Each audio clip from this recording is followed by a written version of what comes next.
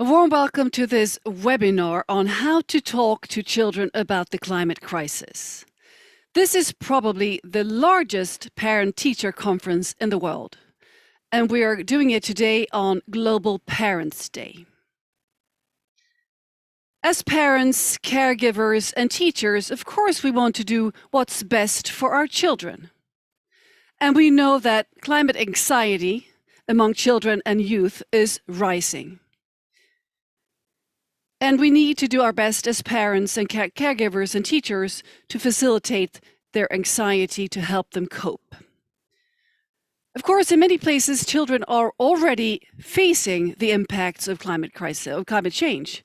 It's droughts, wildfires, and in some cases, families and children need to become refugees in order to escape the conditions in where they're living. For other children, the impacts of the climate crisis are not felt immediately in their environment, but they do feel the anxiety and the worry, and this is what we need to address. But it's not always easy to know how to talk to children about the climate crisis. So that's why we have gathered experts here today to address this topic. And as Victor said, please send your questions into the speakers, and Victor will facilitate so you will be able to ask them directly to the speakers. My name is Katarina Rolfsdotter Jansson. I am the program host here at We Don't Have Time, and I'm also co-founder of Our Kids Climate. We Don't Have Time is the world's largest social media platform for climate action. And on this platform, that has a reach of 25 million every week, roughly. You could stay updated on climate news. You can interact and engage in climate dialogue with companies and organizations.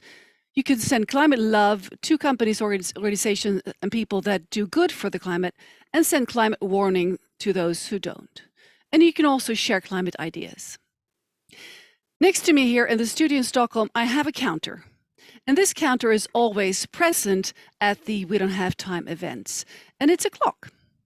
And it's counting down to 2030. And by 2030, we need to halve our emissions of climate gases in order to meet the Paris Agreement. And the clock is ticking, so we really don't have much time. With me here in the studio, I have the founder of Our Kids Climate. I'm going to sit down next to her now. Frida Berg Eklund, a warm welcome to the studio here in Stockholm. Thank you very much. And apart from being the founder of Our Kids Climate, Frida is also an author of a book, and the book's title is How to Talk to Children about Climate. And Frida, you have initiated this webinar, and with us we also have two other guests, and I'd like to introduce them. It's Nita Ganguly. Nita is with us from India, from Mumbai. Welcome, Nita. And Nita is educator, author, and also climate leader mentor and a national coordinator for waste management at TCRP India. Well, welcome to you, Nita. Thank you. And with us from the UK, we have Caroline Hickman, a psychotherapist, climate psychology therapist, and researcher. And Caroline is based in the UK and is a lecturer at the University of Bath in social work and climate psychology. And Caroline works with the Climate Psychology Alliance. It's a UK-based but internationally working internationally, the Climate Psychology Alliance. So warm welcome to Frida, to Caroline, and to Nita. And as I said again, please send in your questions to the speakers, and I will take your questions at the end of the panel talk. So I'd like to start by bringing the children into the room, into this webinar.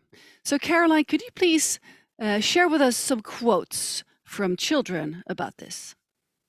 Yes, thank you so much. And thank you for inviting me here today. And thank you for all speaking English. I'm sorry, we're terrible at speaking languages. So thank you for starting with the children. And I want to start with a child and a parent. One of the research interviews I did 3-4 years ago, I arrived to speak to this 10-year-old boy, and his dad met me at the door and said, I don't think he knows very much about climate change. I don't think you're going to get very much from this conversation today. And within minutes of me sitting down and asking the child directly about climate and climate change, and not just what he knew, but how he felt about it, this child was describing climate change as an alligator the size of a continent crawling across the earth, eating and eating and eating, and it would never finish eating, and it could never be satisfied, and it was rotting from the inside out, and its scales were falling off. And the father was traumatized and horrified, and also woke up to the fact that his child had been online and had learned a lot about climate change, but the dad didn't know. And this is a good dad, but he just didn't know. So one of the key things here is ask the children. Other quotes direct from the children: I'm sad, my friends are dying. My friends, the fish, are dying. This is a child in the Maldives. Climate change has happened as revenge. You're messing up the planet. It's the ignorance of adults who don't listen to the children. And people have just lost sight of what's really important. A child in Brazil said, it's as if nature is fighting back. A child in the Maldives said, we know we'll be underwater soon, but no one's interested in us. People will in Iceland will have a funeral for a glacier. Who's going to have a funeral for our countries? So I've been talking with children globally, and they're feeling extreme distress, as you can hear from those quotes, but also they're understanding that the environmental degradation is directly linked to relationships with people. Well, thank you, Caroline. This is really heart-wrenching to hear, but it's important to really bring this up to the surface. So Caroline, if I start with you, a question: why do we need to talk to children, and how can we do it, in your point of view, constructively? Yes, thank you. I think the first thing we have to keep in mind is that children and young people don't have adult defenses against distress. They haven't developed the defenses. To a large extent, they haven't learned, I'm generalizing, so I apologize, but to a large extent, children and young people haven't learned that life can sometimes be very unfair. So they're completely oriented around things being unfair, and it's not kind, and it's not okay. If you have two children and you give one child a big piece of chocolate cake and the other one a small piece of chocolate cake, what's going to happen? They're not going to sit there quietly say, oh, you know, this is okay. They're not going to do that. They're going to feel that injustice and unfairness very, very intensely and personally. So a lot of the time, children are embodying this distress on behalf of the rest of us, I think, where adults, I'm generalizing, adults are more able to kind of rationalize and deal with their complex feelings around climate change more than children. For children, the distress isn't just about environmental problems, it's also about the failure of adults to act. Children will look towards adults and trusted adults and parents and expect them to keep them safe, to talk to them honestly about what's going on. This is the attachment relationship that is so important. If we don't talk to children about climate change, children are left with the distress, not only of looking at what's happening in the environment, but also that sense that adults aren't talking to me about this. So they're feeling betrayed, and they're feeling abandoned, and they're feeling confused, because they need the secure base. If we feel threatened, we need to go to these trusted adults in order to emotionally regulate and feel secure. And if we break that trust with children and young people by not talking to them, because maybe we're frightened of worrying them or giving them too much of a burden, frequently for children, that actually has the opposite effect. They can feel that they're just being kept in the dark and that we're not talking to them about the things that we should be talking to them about. So I think it's about understanding now that in order to protect children for the future, we need to talk to them about painful things and find ways to do this. And if we don't do that, what we're doing is we're creating a terror in the children, not just in relation to the environment, but this broken relationship with adults. Well, thank you, Caroline. And how about how to do it in the most constructive way? Okay, thank you. Well, I'm not only allowed to use her name, but I have to use her name. I'm going to quote Sophia, who's a Swedish girl. And when I started my research with children, I asked quite a number of children how to do this without traumatizing you. And I'm going to tell you what she said. She said, well, she said, you've got to tell me the truth. She said, because if you don't tell me the truth, you're lying to me. She said, and if you're lying to me, I can't trust you. And if I can't trust you, I can't talk to you about how I feel. I love this girl. I wish she was running the world, really. She said, but don't tell me the bad stuff all at once. Tell me some bad stuff, then some good stuff, then some bad stuff, then some good stuff, then some bad stuff, then some good stuff, she said. Anyway, she said, I'm not a baby. She said, I know what's going on. So I think she's perfectly sort of summarized exactly how we need to do that. And when we talk about doing this constructively, it's about making a space in which children can feel heard and understood, and that we can tolerate those complex feelings. We will have the dilemma of how much can we talk to them, how much shouldn't we talk to them, how do we support them and regulate so that they can tolerate this and not feel overwhelmed. But we have to make sure that we don't get overwhelmed. So we have to deal with our own adult anxieties and distress and guilt and grief and trauma first. And then we can model to children how to talk to them constructively about this in a way that makes it tolerable. Thank you.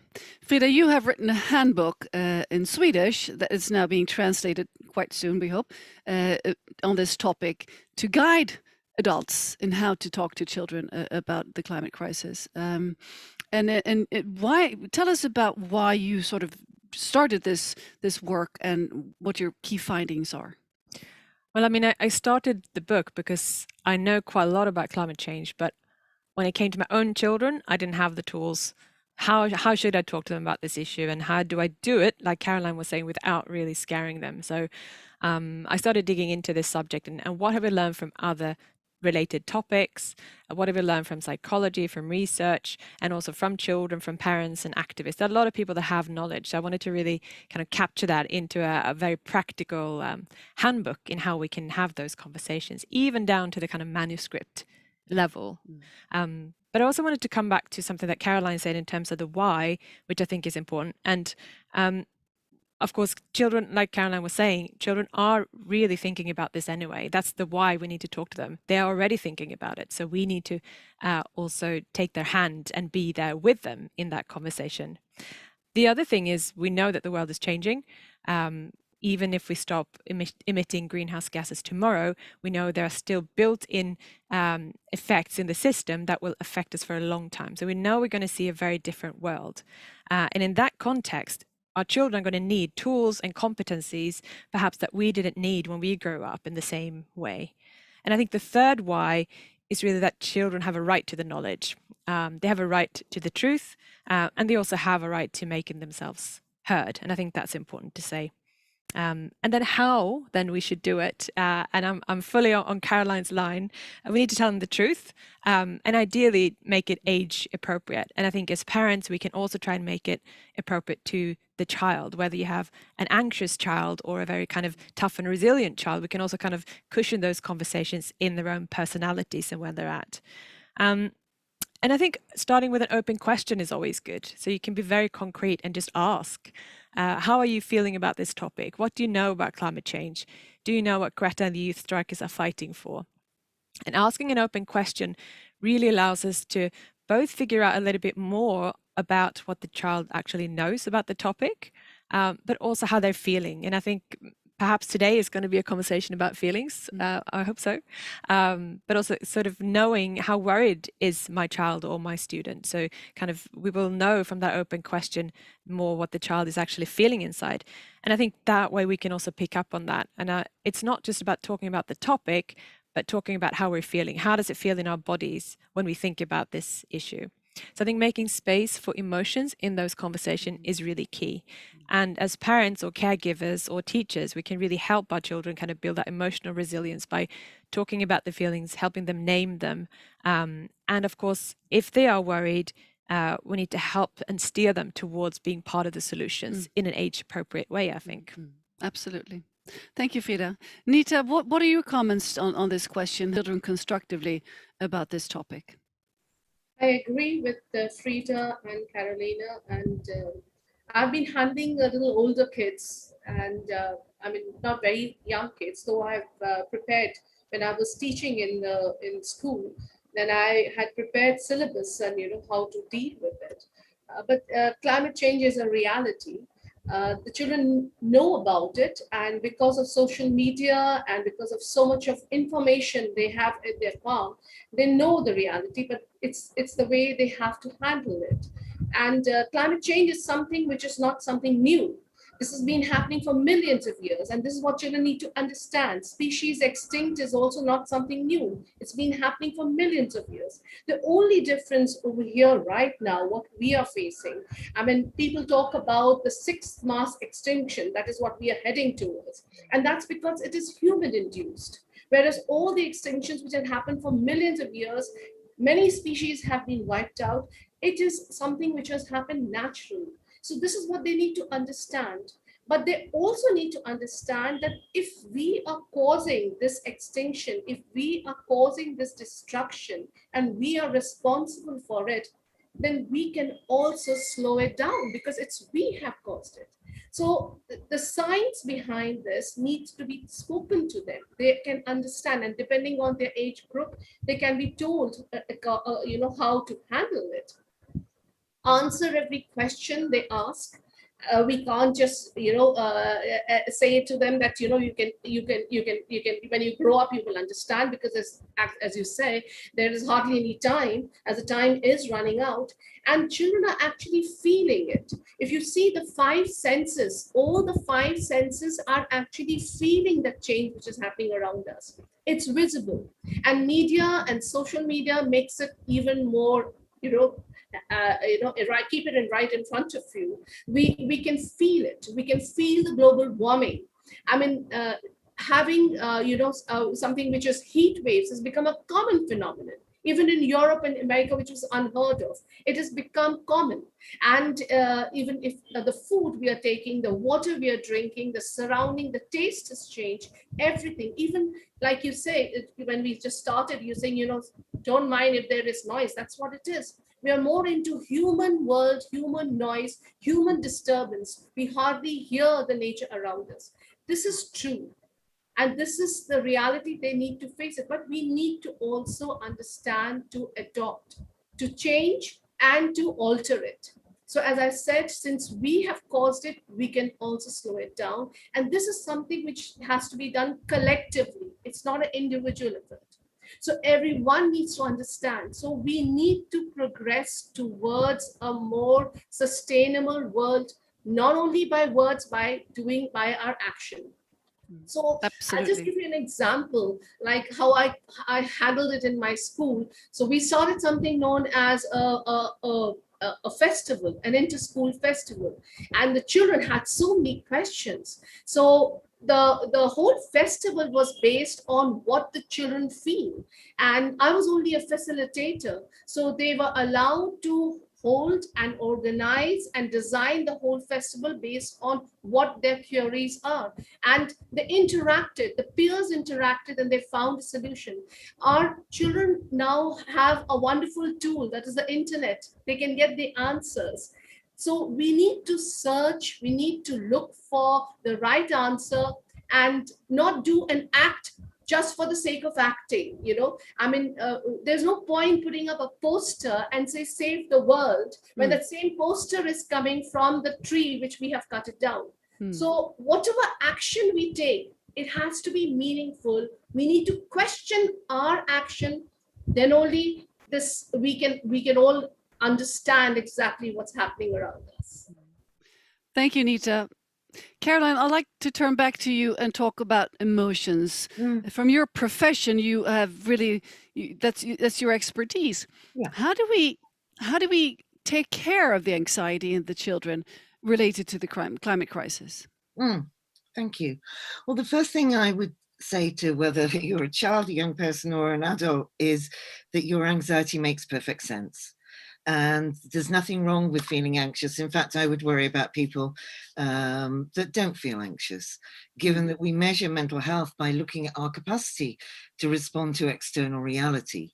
And the external reality, as we've been discussing now, is that things are going badly wrong out there in the world. So conversely, if you weren't anxious, you'd be suppressing your emotions or in denial or be pushing it out of awareness or maybe disavowal. I think disavowal is one of the biggest defenses now, where with one part of your brain you say, oh, this is really worrying. And with the other part of your brain say, oh, but I can't wait for COVID to be over because I want to fly off on holiday again. And you think, well, how do these two things join up together? So that's an introduction to the sort of defenses around complex feelings. I think any emotional response to the climate and biodiversity crisis is a healthy one. I support children, young people in talking about guilt and grief and anger and despair and hopelessness, because we shouldn't be disallowing those complex feelings that we often think of as negative, but actually when we want to build emotional resilience, we need those feelings as much as we need optimism and positive thinking and courage and determination. We build resilience by having both of those sets of feelings. So I talk about this as a kind of emotional biodiversity in the same way as we want plants and grass and we want air and water and soil. We want that range. We want the same range emotionally. So we need the whole of those emotional responses.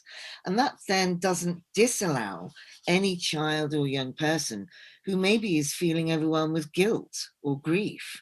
If they get the message that they shouldn't be feeling that way, and they are feeling that way, then what you're doing is creating even more complexity where they're anxious about their anxiety or they're depressed about their depression. So you end up with a problem where you've got bad feelings about feelings. So we need to really give permission to all of this range of feelings and not class some in this positivist psychology way as some as good and some as bad. They all have their place in this mix. And I think if we can do that, what we can do then is reduce some of the additional distress and additional mental health problems which come when you feel that your feelings are disallowed and not understood. So I think that's the really crucial place to start. And have empathy, really, I think, for that range of feelings and that compassion. And they change constantly. So, and I also would encourage parents and teachers to give permission to children to that this is an emotionally resilient, healthy way to approach life. This is about building mental health, which can then be applied not just to climate change, but to any struggle that a child is dealing with in the world. So that's the beginning of my answer. I could talk forever, so I'm going to stop there. Well, thank you, Caroline. Frida, I'm turning to you in your work preparing and writing the book and interviewing people. What is your reflection on what Caroline just said? I think it's exactly that. I came to the conclusion as well that climate anxiety is very much a shorthand for a whole range of emotions that are very much reasonable responses to what's going on. And I think in terms of helping children deal with emotions, I think the main thing is that they have someone to talk to about it, but also finding like-minded. And I think there is a risk in feeling lonely in that and being an individual that feels worried or lonely or scared. And so finding others that feel the same, I think, is really key. Finding that collective, whether that's with your family or with your class, or indeed an environmental group of people that are concerned. So I think one of the ways that we do help children in managing this anxiety is to help them name those emotions and confirm them, and then helping them kind of use them for good, if you like, with others. So I think the collective force there is really important to build that resilience. And I think also another way of helping them deal with it is actually helping them find ways to make a difference. And there's a lot of joy in that. There's a lot of joy that can come from that, but also a feeling of belonging and lots of those kind of on the more positive end of the spectrum, if you like, that comes from engagements. If you're worried about something, finding a way to relieve that anxiety feels good. You do something about it. You channel it into action. So that we can really help our children or our students really find ways to get involved that are not so much focused on what you as an individual can do, but very much what the collective can do, where it doesn't really matter so much what that collective is, but using a collective voice. That also helps build resilience. It helps build empowerment and making you feel like you can make a difference. And I think that is really key to handling that range of emotions that are going to go up and down, I think, over time. And this is, of course, what we see in the large youth movement around the world. The feeling of belonging and meaningfulness, and just this action that it's sparking. It's so inspiring. Nita, you mentioned in your school the activity you had with your students. Can you share with us, how do you feel, the responses from the children when they do talk and engaged and work with climate? What evidence do you have to share that this is the way to go? Well, I'll share an incident with you which happened way back in 2005. Yeah, so Delhi has a severe winter. So I used to actually host a series of meaningful short film festivals in the winters. And I used to screen it all across the school. And this is one of the programs. We used to do it as an environment club. And this was way back in 2005, January 2005. And just a month before that, we had already faced the severe atrocities of the tsunami, which had hit the South and the Southeast Asia. That was December 24th, if I'm not mistaken, 2004. And it caused a huge devastation. Thousands of people had lost their lives. And it had created a havoc. And because nowadays children are listening to the news, the television is on, the newspapers features it, so they are aware of what is happening. And tsunami was something which was at that time unheard and unfelt. So after a month, I was featuring a short film, and it's called The Shores of Silence. It was a film made by Mike Pandey, who's also known as the Green Oscar of the environment world. And it was a beautiful film. It's a short film, about half an hour or maybe 45 minutes, I don't remember.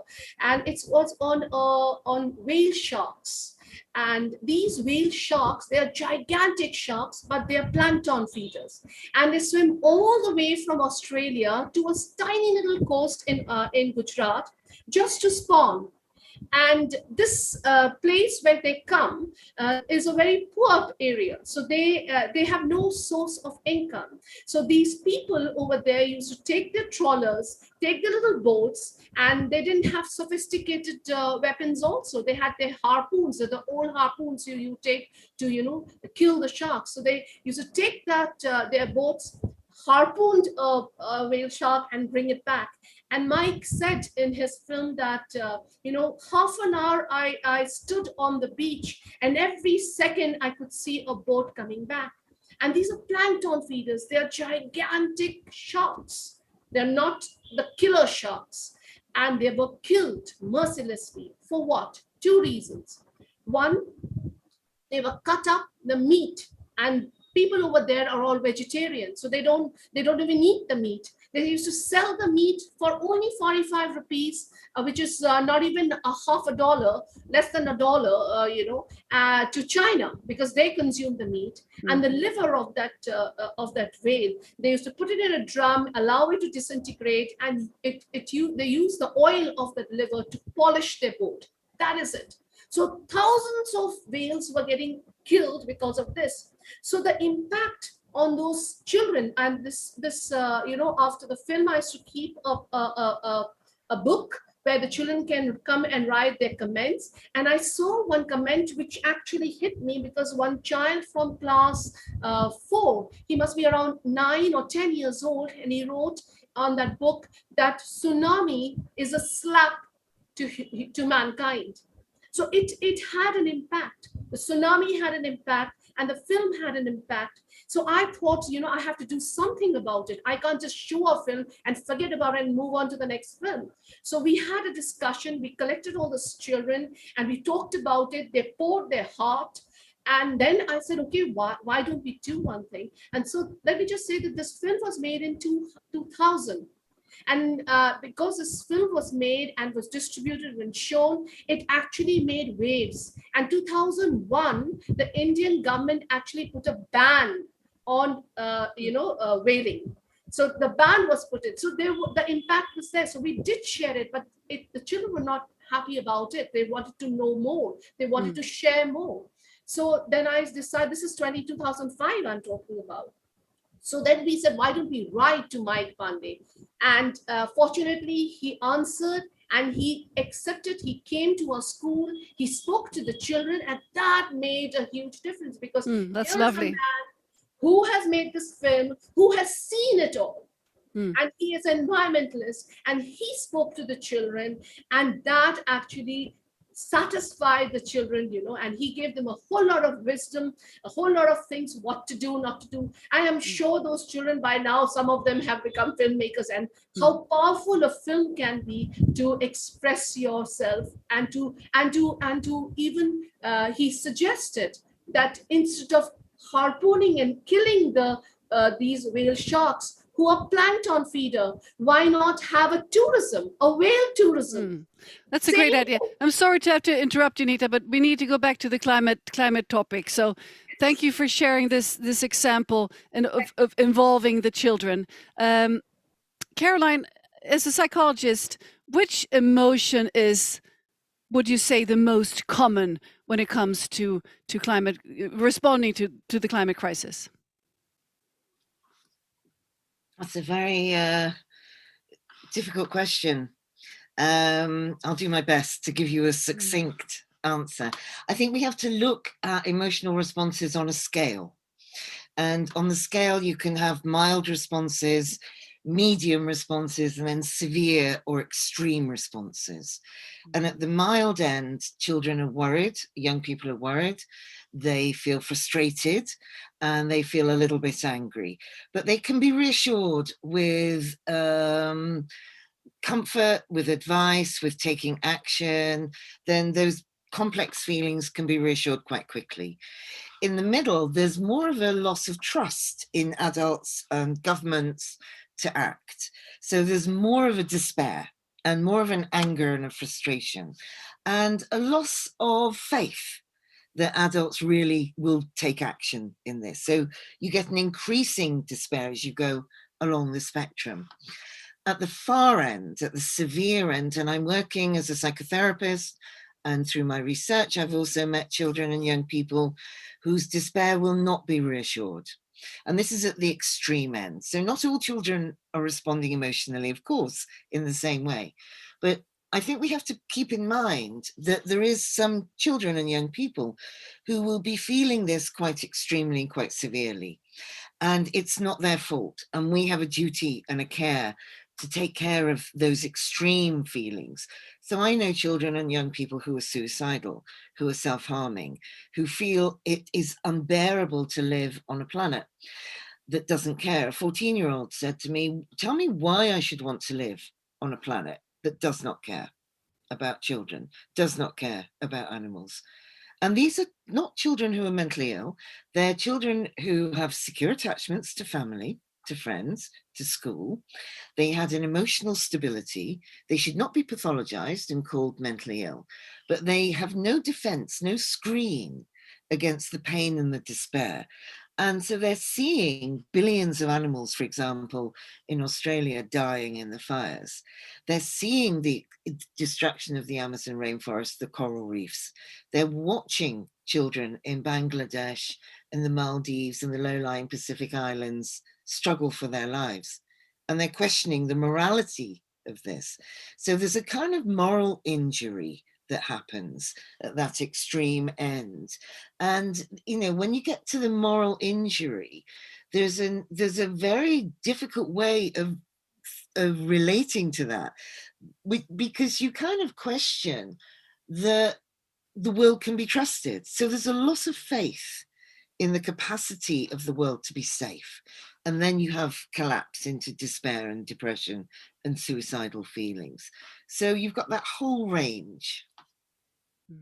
Well, thank you, Caroline. It's almost unbearable to listen to your description, but as a mother, but this is the way it is, and it's very important that you do to really spell it out. And I was the first journalist interviewing Greta in 2018 on camera in connection with Våra Barns Klimat, the Swedish part of Our Kids Climate. And of course, she manifests the feeling of despair and not feeling mentally well in terms of connecting to the climate crisis and of course, acting on it. And she very often states that this is her way of feeling better, is really acting on the knowledge that she has accumulated. Can I just Yes. respond to that very quickly? Please do so. I mean, it's really affirming to hear you describe that. I always talk with children, young people about the importance of internal and external activism. So the external activism, of course, anything that you can do to contain your anxiety, reduce it, take action in the world, of course, will often make you feel better.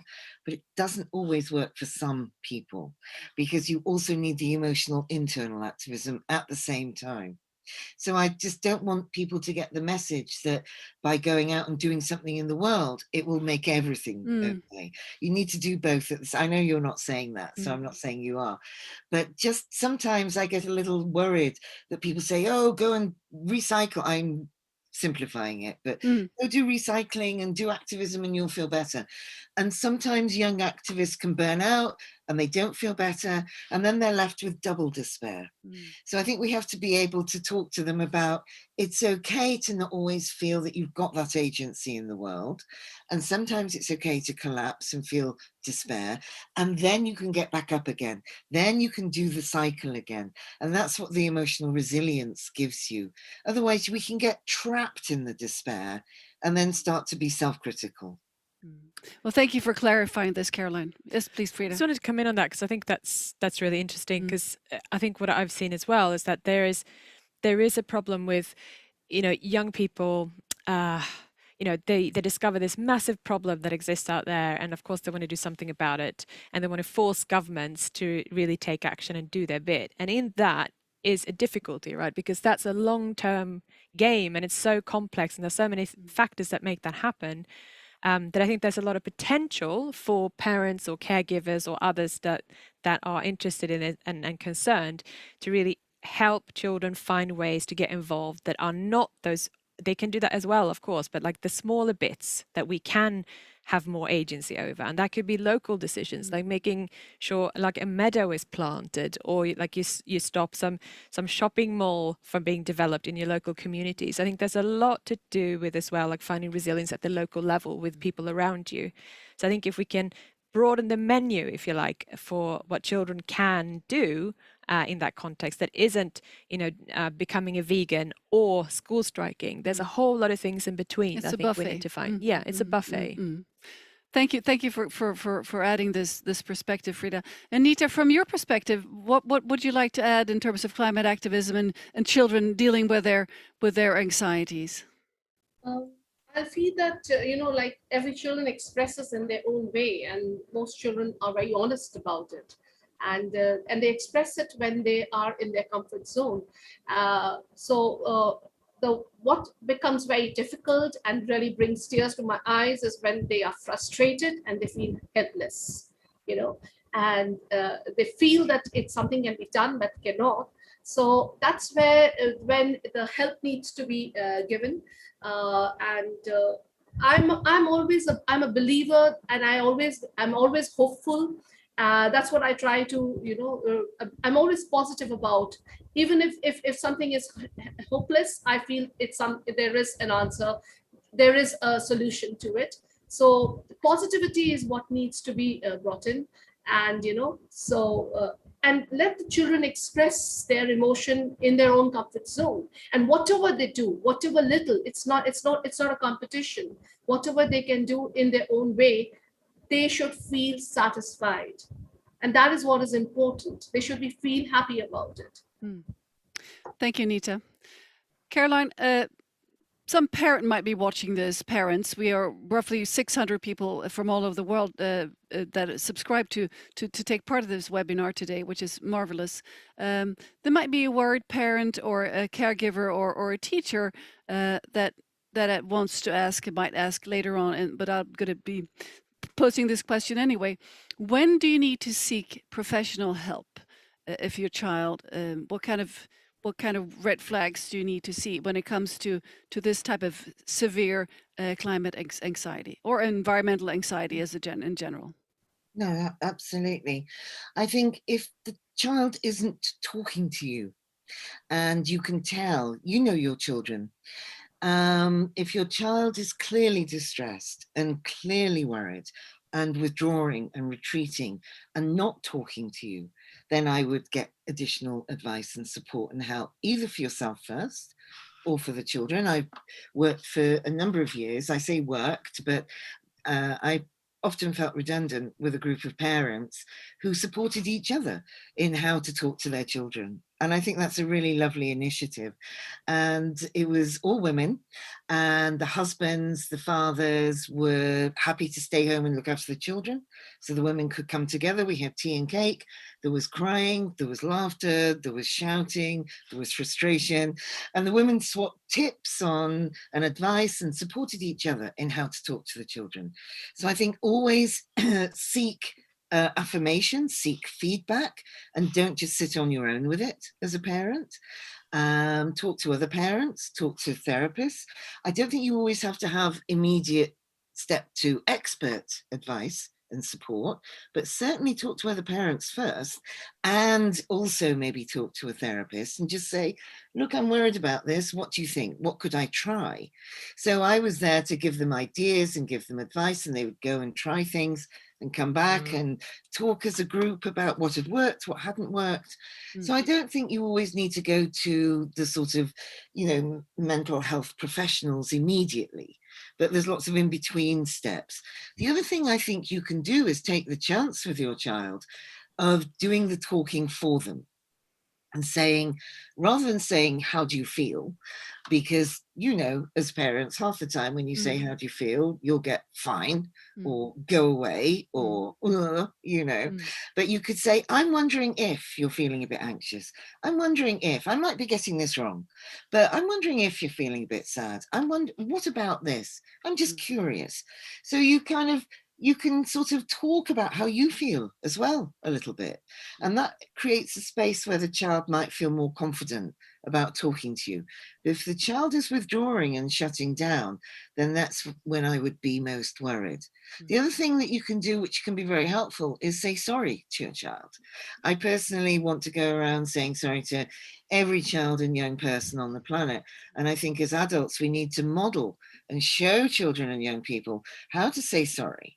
And how to say, I'm sorry, we got this wrong. I'm sorry, we've let you down. I'm sorry, we have not acted quickly enough. And whenever I say this to young people, they often kind of go, no, you're not one of the awful ones, no. And they don't want me to kind of say that. And I say, no, you really must listen to me. I said, because you need to see an adult say sorry and not fall apart and just all blame you, or tell you to go back to school, or dismiss this, or disallow these feelings. So they need to see adults standing there and modeling how to deal with emotion, how to speak about emotion without collapsing or falling apart or getting angry or getting defensive or blaming somebody else. And you can say, I'm sorry, we've caused this problem. Now, how can we work together? As Frida's been saying beautifully, this relational approach. Yeah. So that's a very long answer, but I hope it's given people a few ideas. A mother and daughter came to one of my public talks, and I was talking about this a few years ago.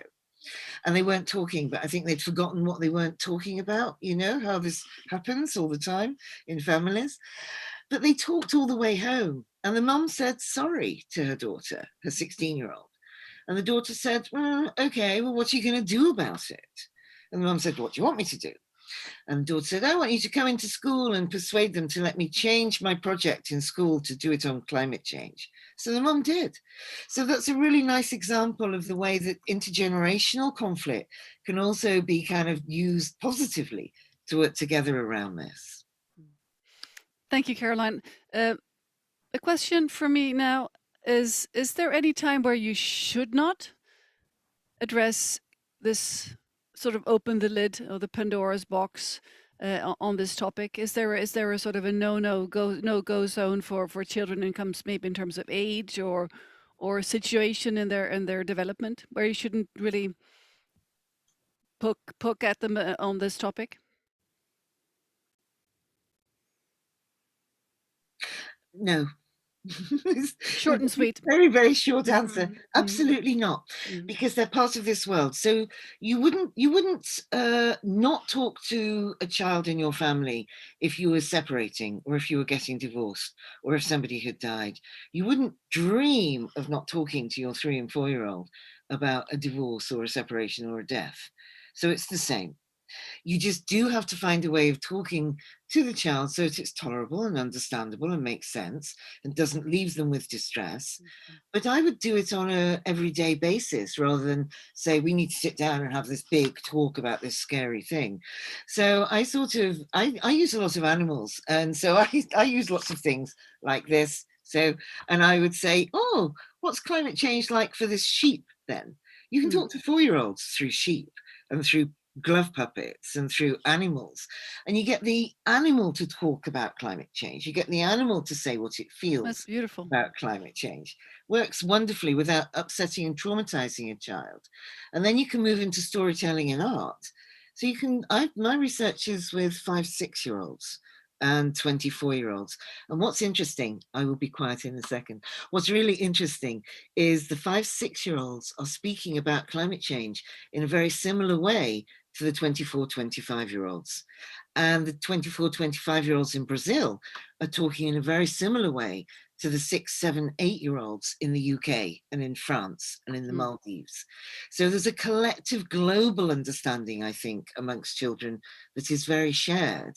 And I think we as adults are less familiar with this.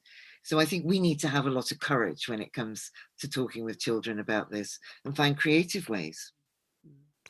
Thank you, Caroline. Yes, please, Just Frida. want to build on that, because I think there is one thing that I would kind of caution a little bit against. And I've experienced that with my own daughter, who's 6, which is, you know, a very sensitive age in a lot of ways. And that is talking about climate impacts, and that can be really terrifying for a 6-year-old, and that could involve, you know, news about forest fires or, you know, tsunamis or things that are really extreme that are happening in other places. Or of course in those places, because children that age find it really difficult to separate a forest fire in Australia from, does that mean that our house here is going to burn up? And because their world is quite small, I think there is a risk there so we should not show like news for adults, for instance, about climate impacts. And I agree with Caroline, there are lots of ways of talking about the issues in a way that is empowering and simple, and a lot involving nature, just being out in nature and creating a connection with nature and ecosystems, particularly for young children. That's so important. But I would caution against particularly climate impacts and imagery of that for small children. You don't put small children in front of the news, so this is in the line with that. It's too powerful. If we leave the topic of emotions and anxiety and fear for a minute and talk about the necessity of knowledge, because in order for us as parents to help our children facilitate their fears and anxieties, we also need not just knowledge about how to talk about emotions, but also we do need to have access to knowledge about what we can do and about climate action and climate change as a phenomena. Frida, and you work with the organization Our Kids Climate, and also the Swedish organization of Våra Barns Klimat, and writing the book. How do you look at this? The need for knowledge among parents, but maybe primarily among teachers, to be able to really facilitate the knowledge, and also how to deal with the fears based on the knowledge. Yeah, I mean, I guess knowledge is key. And if you look at a country like Sweden, it's quite interesting, I find, because knowledge of the issue is super high. It's at 95% of the Swedish population think that climate change is going to affect us sometime in the future, but we're not really feeling the effects. I mean, 2018, we had a super hot summer, and I think a lot of people woke up then to actually, this is also going to mean bad things for us here. So I think knowledge is really key. But so I think awareness is really high, but I think the insight about how critical it is and how little time we have, I think is not there. And I think we can see that in the public in general. We see that in politicians, and to some degree as well in schools. I think that insight hasn't really kind of sunk in with a lot of people. So I think in terms of tools for parents or caregivers or teachers is really, I think, digging into the topic itself. Like, teach yourself first, find out more about the issue. There are loads of resources, and actually sometimes I say to adults, read the tools and resources that are for kids. They are really good. Educational materials for children is great for adults as well. So I think starting with knowledge is really key for everyone at this stage. And there is a global campaign on how to facilitate better education in the schools about climate. Could you please just say something briefly about this? Well, yes, I think that there's a global campaign going on about like really getting climate change into the schools. I think also the whole education for sustainable development agenda. So that's not just about climate change, but about all the global goals. Of course, integrating that firmly in the educational system in all countries, I think, is really key. In terms of knowledge for children in particular that are growing up. So I think that is, and I think leading with climate change, because that's where the children are. That's what they think about and care about and worry about. So I think that is really our way into also understanding the complexity, but also the other kind of global goals as well. Thank you, Frida. I'm going to open up for questions from the viewers in just a few minutes. So keep writing in your questions, please sending them in, and then we're going to facilitate so that you can ask them directly to the speakers. Nita, I'm turning to you again. As an educator, what is your take on what Frida just mentioned about the need for more knowledge, both among parents but also among in the schools globally? Yes. Knowledge is definitely, but the knowledge has to be logical, it has to be scientific, it has to relate to our daily life so that we can relate to it. And there are various tools are there, where you can reach out to the children and you can, but it is a collection of different tools which are going to lead to a circular path. That is what is important, so that there is nothing like we land up with another type of a problem. I mean, let's I'll take an example of calculating your carbon footprint. So more than calculating your carbon footprint, it is more important that we reduce our carbon footprint. We find the ways to reduce our footprints and increase our handprints. That means we action. What is the action required for doing it?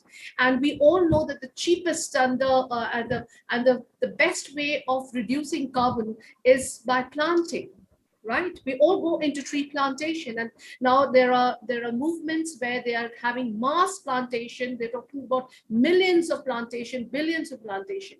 But it is not only planting which is important. What the children need to understand is a cyclic method, that what I plant, it's just that I don't just plant, but every fruit that we eat. This is what we can rig it in our system.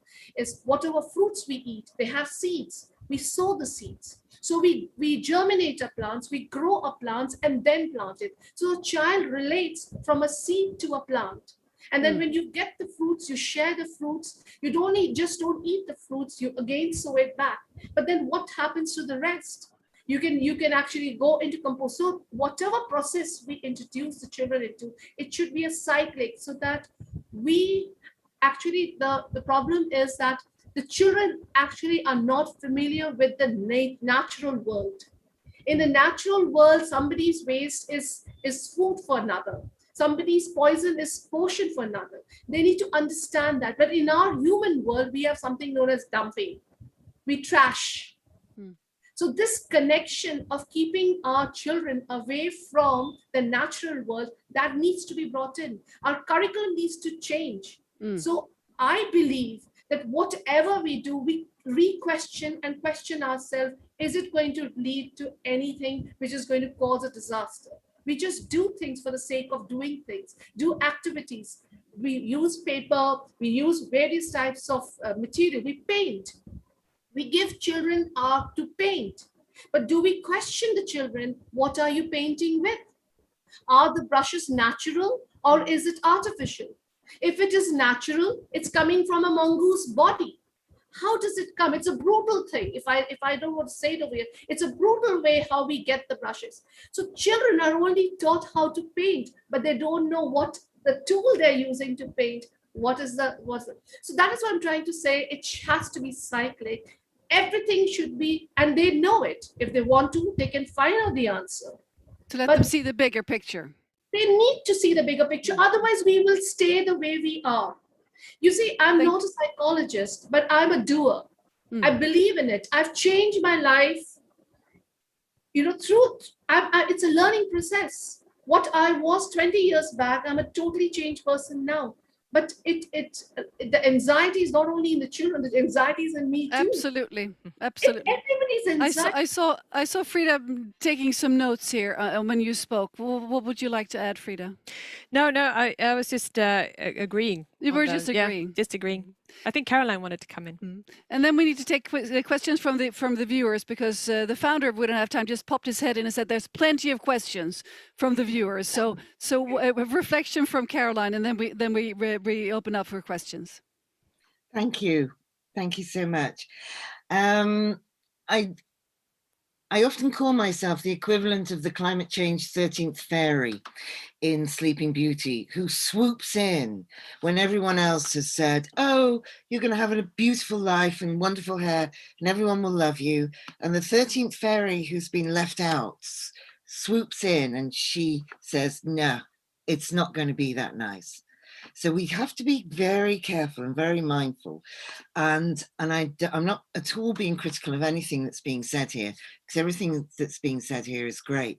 But we have to, I'm a Jungian psychoanalyst, we have to keep in mind the shadow, that there are children dying now, children dying today. And there is something deeply non-rational about the climate emergency. So of course we need to take a rational approach, but unfortunately human beings are not rational creatures. If we were rational creatures, there would be no war, there would be no child abuse. So we're not entirely rational creatures. We're also irrational creatures, and we are up against, so I'm sorry, I don't want to spoil anything, but I need to come in and just say, watch out. We need to watch out for greenwashing. We need to watch out for gaslighting. In the UK, we had members of parliament tabled a bill to ban teachers from speaking about climate change in schools because it would frighten the children. So that is what we have to be aware of. We have to be vigilant. There is the shadow of all this. So it's really important that we take this positive, courageous, hopeful, determined approach, but we mustn't turn away from that shadow. We need a depth psychology approach to this. Otherwise, it will be dangerous. And what we're doing is we're leaving children to bear some of the brunt of this. And we're criminalizing children, particularly in the UK, with the new police bill. There is a risk that we will criminalize children who are protesting against climate change. So we have to be very careful and very mindful as adults and as parents, because if we don't speak about the shadow side of things, we're leaving children to imagine the worst. And we also need to recognize that this is a children's rights issue. This is a legal rights issue. And we have lots of legal cases. And I think when we want to kind of ground the two sides of this, the positive, optimistic, courageous, hope with the, and this is what we're really up against side of things, we should look to the legal cases. And I think that is a way to talk to children about, and this is where you can take meaningful action. Because we currently have 8 children in Portugal who are suing 33 European countries for failure to act on climate change in the Court of Human Rights, the European Court of Human Rights. There's a group of psychologists and legal students and children, youth activists in Sweden who are putting a case together. We've got activists in the UK suing the government. So I think we have to find a way to look at both and solutions, not either or, not positive and rational versus non-rational. We have to keep the tension between the two. Otherwise, we will fall into a kind of human hubris, because it's rationality that has got us into this mess in the first place, I'm afraid. Well, thank you, Caroline. We need to take questions from the audience, and I actually have a list here that's going to facilitate it. We will extend the seminar a little bit to be able to facilitate some more of the questions here. There's a question here. Students have a great capacity for civic engagement. How do you balance this capacity with their emotional needs? Frida, you've been writing a book about this. How do we balance the capacity from the students for civic engagement with their emotional needs? What would you like to answer that one with?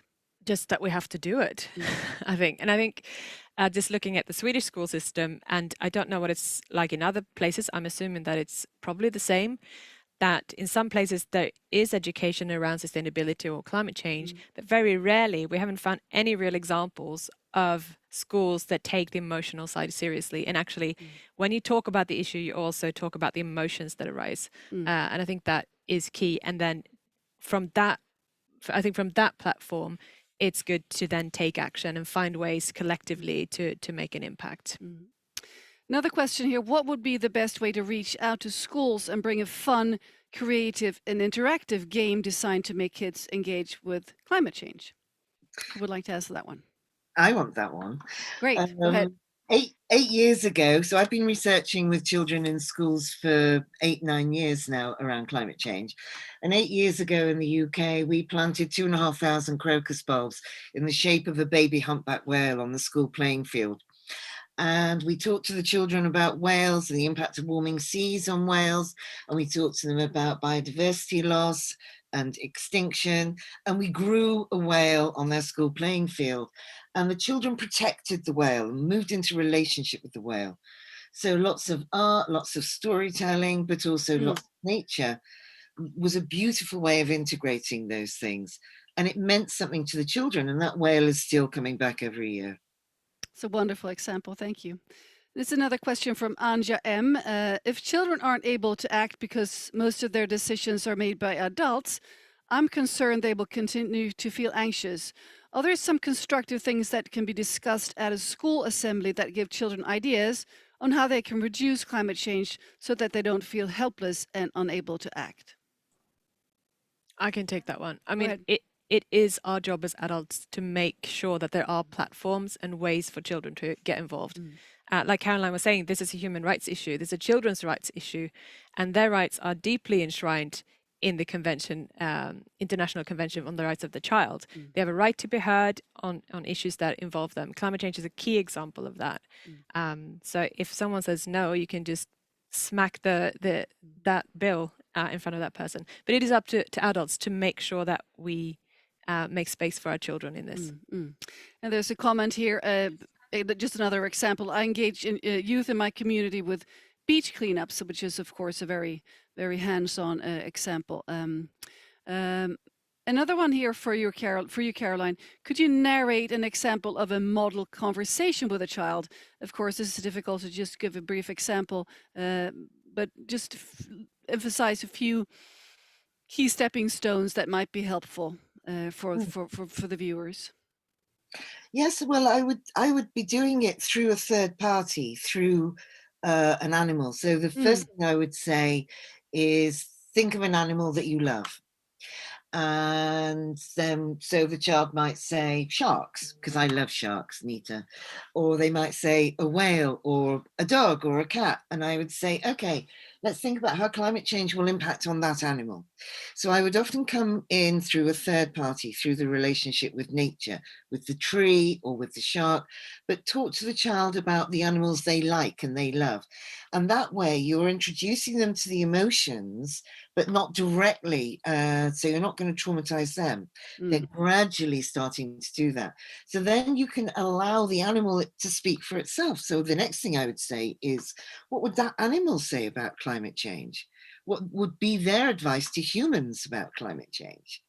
And you'd be amazed, even with teenagers who might want to sort of be a bit sulky, they'll often quite enjoy that kind of narrative, playful storytelling, because it gives them permission to tell you some quite powerful things without feeling judged or criticized or disallowed.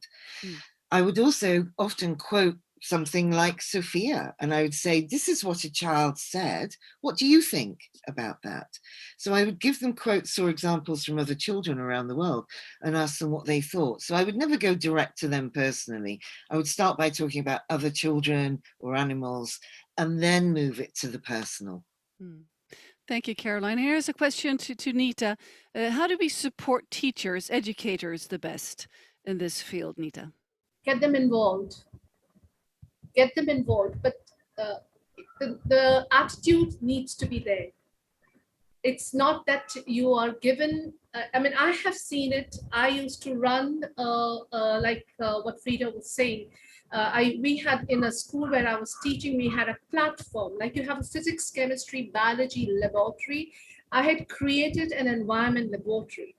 It had equipments. The only difference was there were not test tubes and nothing. There were equipments which we got it from waste. The resource was my bin. And we had a curriculum over there. We had integrated with the whole school. So from primary to senior level, I created the curriculum. I created the syllabus. And I created from the dates of various, every month there's an environment date that is celebrated. So we created on that with no books. No books. It was only doing. It was only feeling. It was a platform for expression. And not only that, the children would also invite their parents to express themselves, because children found that some of their parents, I had this incident where they asked me, ma'am, can I ask my mother to come and express herself, because she's all bottled up. So this was a platform for parents, for ex-students, for children, for teachers, and get everyone involved. That is what it needs to be. It is something like a homeopathic dose, very small dosage. Give them little by little. As someone said, I don't remember, I think Caroline said, not everything together and says we pour it down. Homeopathic doses, little by little. People are going to mock. They make fun of you. Just ignore it. Continue doing it. And I have children who are still connected with me, and in some way or the other, they are doing the good deed for the environment, because that seed was sown at that time. And it starts right from the beginning, right from the beginning.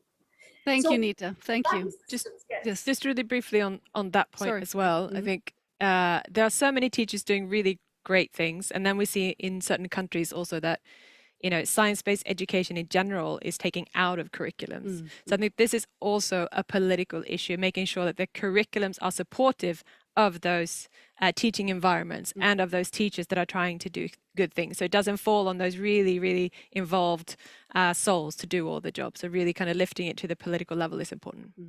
Thank you. I'm going to take two more questions and then we need to summarize. We are a little bit over our timeline here, but it's so we get so many questions, so we need to stay on a little bit. Could you give an example of what is or isn't age appropriate, generally speaking, Caroline?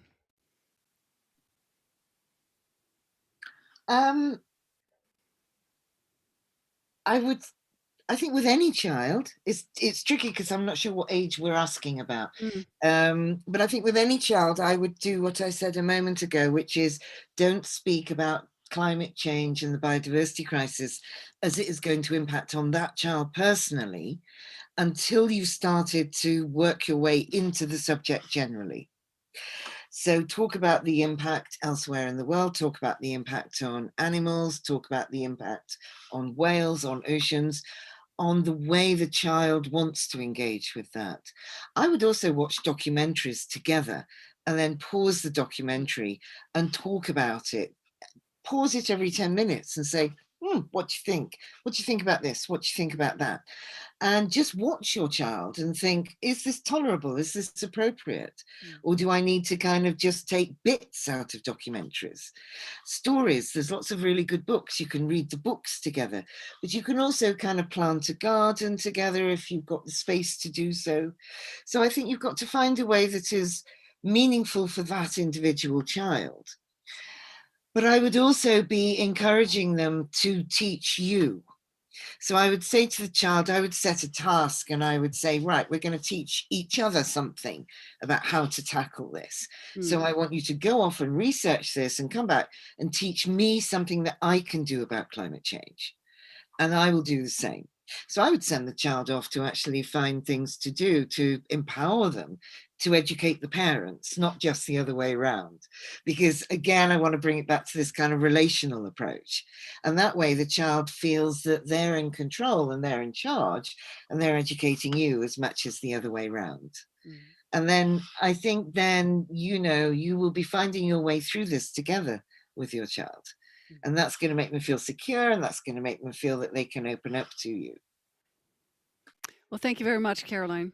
Let's take one final question, and also I'd like to encourage you to keep on asking questions. You can write them on the We Don't Have Time.org platform, and I'm sure that Caroline and Nita and Frida will be happy to answer the questions on the platform to you. So if you just if you have any specific wish to whom you want to direct the question, write that on the We Don't Have Time.org platform, and you will. I'm sure. Is that okay with you, Frida? Absolutely. Nita, Caroline, that you could answer questions, keep on answering questions. Great, because people might need to leave. And also, of course, we are recording this webinar, and you can share it and rewatch it. But let's take a final question. Let's see. Could you give an? That's one. That's it. That one I took already. Lots of papers here. Could you elaborate a little bit on the internal dialogue, Caroline, that you mentioned before, in terms of not just working externally with your climate anxiety and projects and activism, but also to work on your entire internal dialogue? Somebody wanted to know more about this. Yeah, absolutely. So this is about building emotional resilience and emotional intelligence, so that what we need to think about is preparing children and young people for the world that they're inheriting. And so we as adults need to come to terms with the fact and feel our guilt and grief and recognize that the world that we're giving them is not the world that we grew up in, and not the world that we would ideally like to be giving them. So we need to deal with our feelings around that. And we need to prepare our children to inherit the world that they're inheriting, whilst at the same time taking action to give them the best possible world that we can give them. So I give them the example of an emotional internal activism and resilience building. It's like planting a seed in a plant pot. And if you put the seed into a pot where there is just soil, then the roots grow down and they've got nothing to grow around. They don't hit any obstacle. And that plant will grow really quickly and then flop. It'll crash and burn. What we need to do is put little bits of grit into the soil. And when the roots hit the grit, they will grow round the grit. And then they hit another piece of grit and they'll grow round it again. And what that gives you in that lovely wonky shape of the root. And then you get the lovely curved shape of the plant. And that gives you a resilient plant. So don't make it completely easy for children. It's okay for children to struggle. They just don't want to struggle too much. And each time they struggle, think, oh, it's a piece of grit. Just don't plant boulders for children to have to grow around. It's a bit like the Michael Rosen story, which people might know. We're all going on a bear hunt, where they go on a bear hunt and they meet all these obstacles, grass and rivers and mud, and they reach each one and they think, uh-oh, we can't go under it, we can't go over it, we can't go around it, we're going to have to go through it. So I always use that model with talking to children about climate change. We're going to have to find a way through these things, and they are obstacles and they're going to be uncomfortable, but each time you do that, that will build that emotional resilience, and that's the emotional internal activism, and at the same time take action out in the world. But this internal activism is equally important. We need our roots as well as our shoots. Well, thank you for clarifying this, Caroline. Frida, it's time to summarize. And since you're the wonderful person that initiated this webinar, thank you very much for that, Frida. But how would you like to? Which are your main takeaways from this hour and 5-10 minutes plus? But I think the first thing is that obviously that we do have to talk to our children and talk to them a lot and often, not just one big conversation, but like try to normalize these conversations. And we need to do it at home and in schools. And I think also support them emotionally. Like Caroline was putting it so eloquently with the roots. It's okay that it's hard and that there's upset and there are emotions involved. In fact, those emotions will actually help us and build resilience and make us even stronger going forward. We're going to need it. And obviously the time to act is now. I mean, the science is really frightening. Well, we have a counter. Yeah, we have the counter. And I really take away as well what Caroline was saying about also not forgetting about the dark side. I think there's a risk of that. We see the positive, we try to stay positive, we think about new inventions and new ways of solving this problem. We do forget that we are going to have to adapt to a different future and who is holding us back from actually doing that. I think it's important to keep that in mind. And that we're going to need both our parent power and our roots in doing this. Thank you, Frida. There was one question in the chat here that I know I wanted you to address when we summarize, and it's about the guide. There is a guide. There's a guide. And the handbook is the book you wrote is not yet translated into English, but we hope it will be. But there is a guide. There is a guide. Yeah. And it's the same title as this webinar, Talk to Children About the Climate Crisis, a guide for parents and other adults. So we tried to summarize some of the advice. There's loads out there, and obviously there are lots of people really good at this, but this tries to summarize that. So I wanted to send just a little call to action as well that we can take away And where from do you this. find the guide? Oh, sorry. You can go to ourkidsclimate.org to find it, and I'm sure it'll be up, but we don't have time as well, I'm Yes. sure. So download that guide, have a read of it, and do talk to at least one child as a result of this. That's your call to action. That's my call to Excellent. action. Talk to at least one child around you. It could be your own child, it could be your niece, it could be your pupil, using this guide. And do let us know how you go. And let's continue the conversation.